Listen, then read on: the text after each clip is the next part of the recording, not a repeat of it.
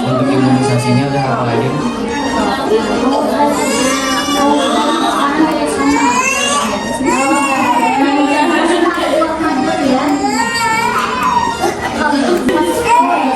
Dulu depannya pernah sakit apa?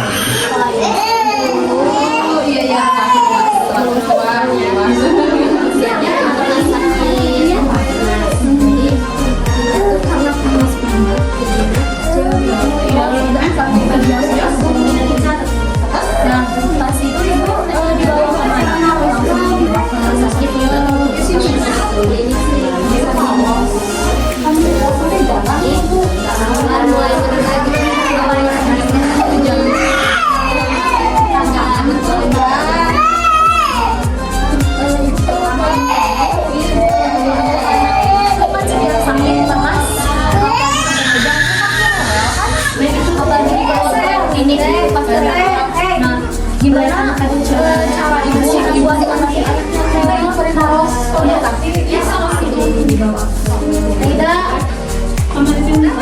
ini dulu apa sih namanya? Ayah dan anak itu kan di apa sih namanya dulu?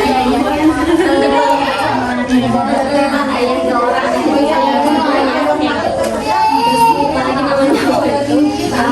mulai pada kalau gitu naik gunung ya panasnya.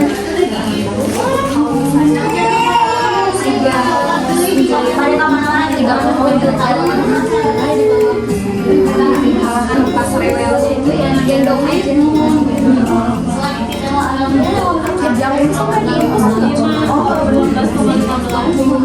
Kerjanya nggak terlalu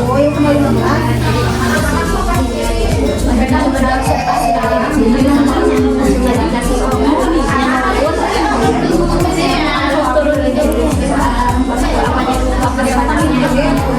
pas waktu kejangnya begitu kejang kan otomatis kita panik ya.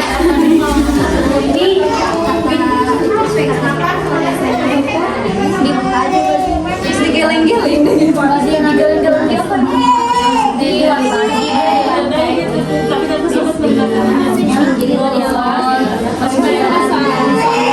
ya supaya enggak tersedak gitu ya. Gimana perasaan ibu melihat anak yang sedang? Minum ya, ibu basah, terus anak pertama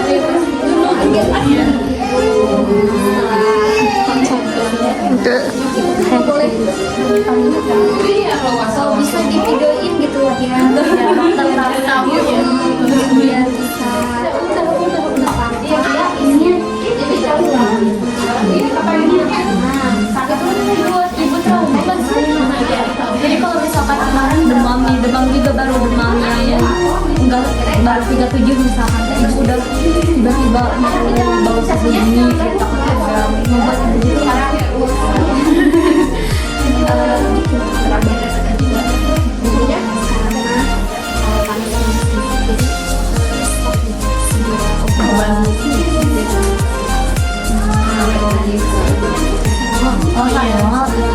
terima kasih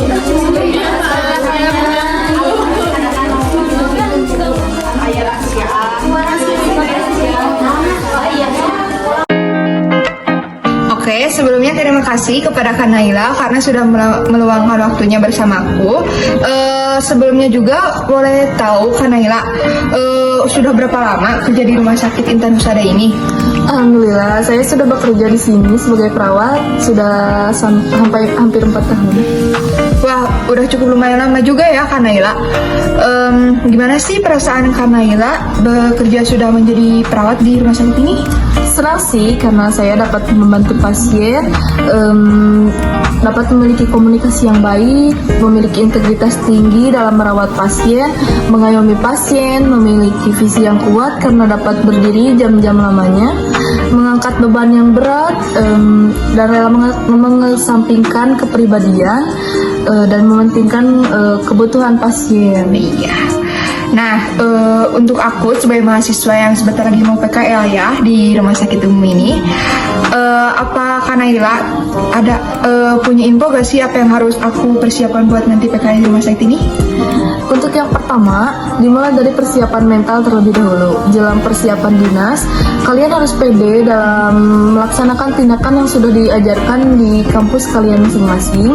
Tapi kalian juga tidak boleh terlalu kepedean ya, karena kalian juga harus melibatkan kakak tingkat atau harus meminta diawasi agar tidak ada kesalahan dalam melakukan tindakan. Yang kedua, tentu menjaga kesehatan. Pastikan badan kamu fit sebelum beraktivitas.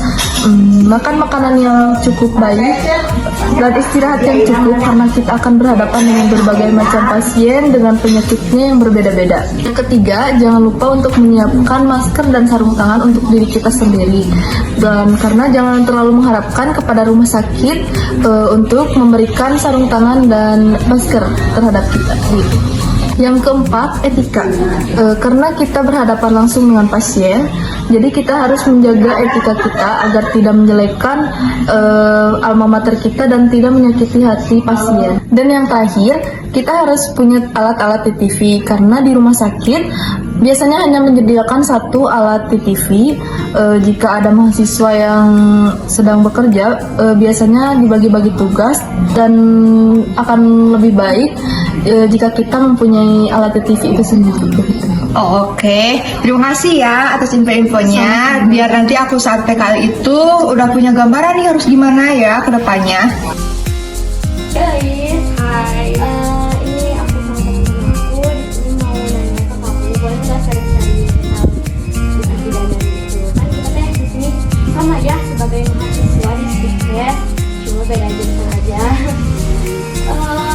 Saya kan mau nanya-nanya tentang pengalaman jurusan kebidanan waktu pas PKL. Nah, kan kita tuh belum ya terus tereh kita teh cepet apa waktu kita sebentar lagi.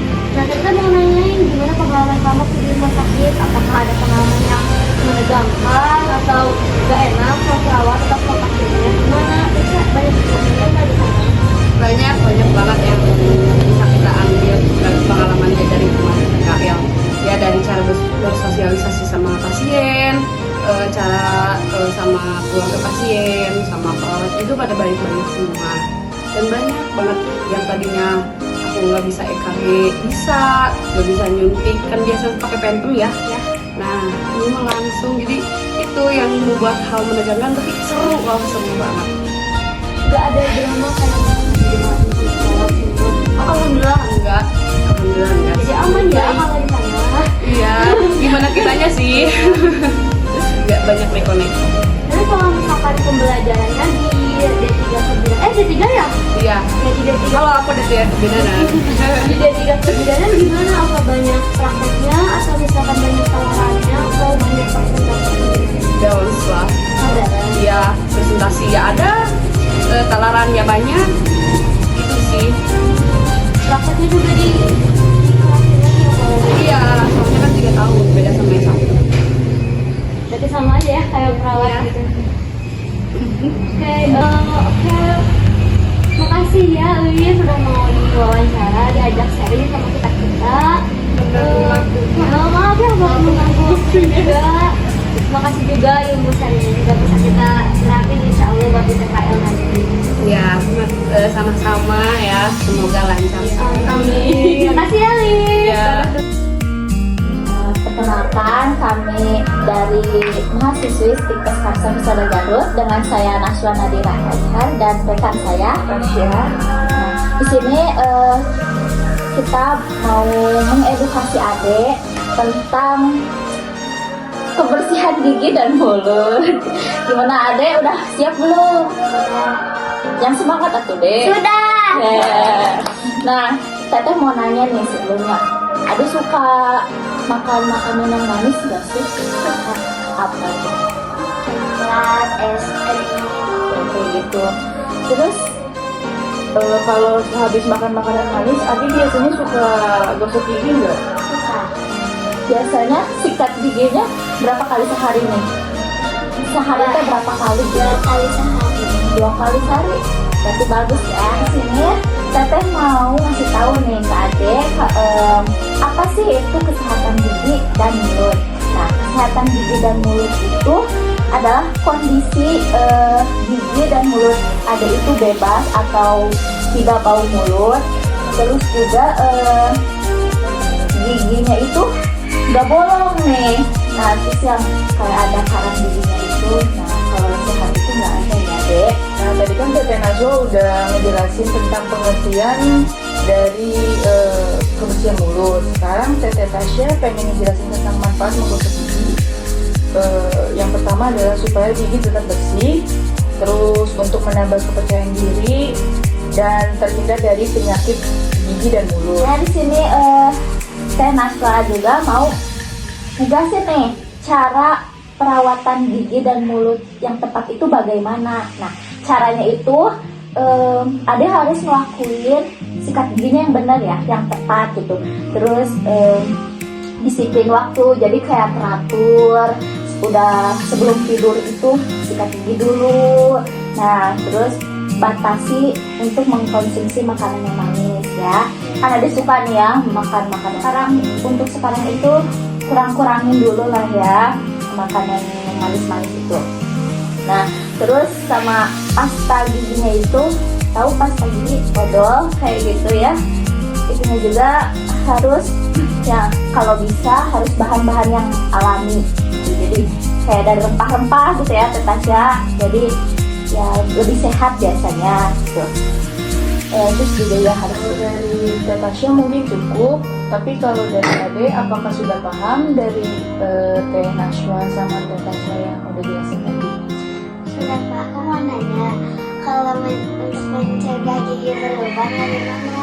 Mungkin dari Teh Najwa untuk mencegah gigi berlubang itu Adek harus mengurangi makan makanan yang manis. Terus minuman juga ya harus dikurangi yang dingin-dingin. Nah, terus kayak misalkan Adek suka gigit es batu tuh, itu juga bisa menyebabkan gigi berlubang. Jadi kalau bisa kurangin dulu makan makanan manis, makanan yang dingin ya. Kalau misalkan gigi ada udah berlubang nih ya, mungkin Adek bisa berkonsultasi ke dokter gigi yang terdekat. Jadi ingat ya apa yang tadi Teh Najwa dan Teh Tasya sampaikan. Jadi gimana Teh Tasya? udah mungkin ya Teh. Semoga apa yang kita sampaikan dapat bermanfaat buat Anda. Jadi cukup sekian dari kami berdua. Nanti kita ketemu lagi ya. Assalamualaikum warahmatullahi wabarakatuh.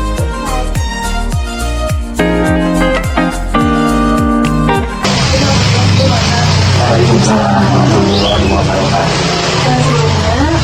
Saya ucapkan terima kasih yang sebesar-besarnya buat yang telah meluangkan waktunya untuk datang ke tempat ini, dan maaf juga yang mengganggu aktivitasnya di pagi ini gitu. Sebelumnya juga memperkenalkan diri, nama saya Reza dan teman saya Murani. Di sini saya akan mengedukasi mengenai tekanan darah yang seperti tadi sudah dites ya, bahwa alhamdulillah tekanan darah mau berada minggu normal gitu ya. Nah, bosan ya, saya di sini mau ngejelasin sedikit boleh. Nah, untuk pengertian dari tekanan darah itu sendiri, tekanan darah adalah tekanan yang dihasilkan oleh darah yang mengalir di tubuh darah kita.